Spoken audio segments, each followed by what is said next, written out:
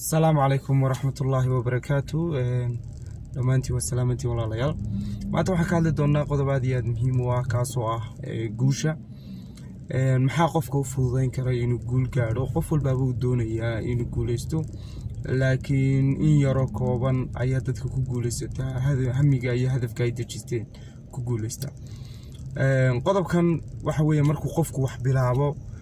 amba ganacsi noqoto amba anything wixii uu isagu qorsheystayba uu bilaabayo uu analyze gareeyaa waanu baaraa kadib uu ku qancaa inuu waxa bilaabo marka uu bilaabo ee uu guda galo ayaa hadaba hawshu bilaabmata qofka qof waa qof 100% hal bilaano kaliya leh halkaasina ay tahay waxa waajib karayo halka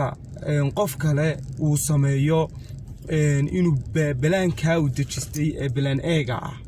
inuu an bilaana yaryar oo kale ku hoos wato oo ka dhigaya inuu isku haleeyo hadhow oo hadii bilaan eegan uu suurto gali waayo ka dhigaya inuu markaa ay uu kun kale ku survive garoobi karo oo ay kamid tahay tusaale ahaan dhaqaale family-goodu leeyahay oo qofkan isku hadlaynayo options kale oo haysto ama balaanis yarar kale kuwaas waxay keenaan inuu hadhow qofkan muraayadan uu iska dhaxarkayo uu doonayo inuu balaan eegiisa ka dhaxarko nadiifta noqon lahayd inuu ka dhaxarki waayo oo shucaa ku furan kadibna ay keento awoodii amba energy 100% ahayd inuu balaan eegiisa geliyo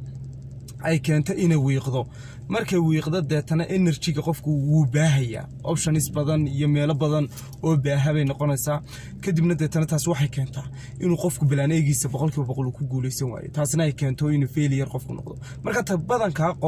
qodobkani uu kala saari karaa qofkan waxa uu guuleystay qofkanna uu guul daraystay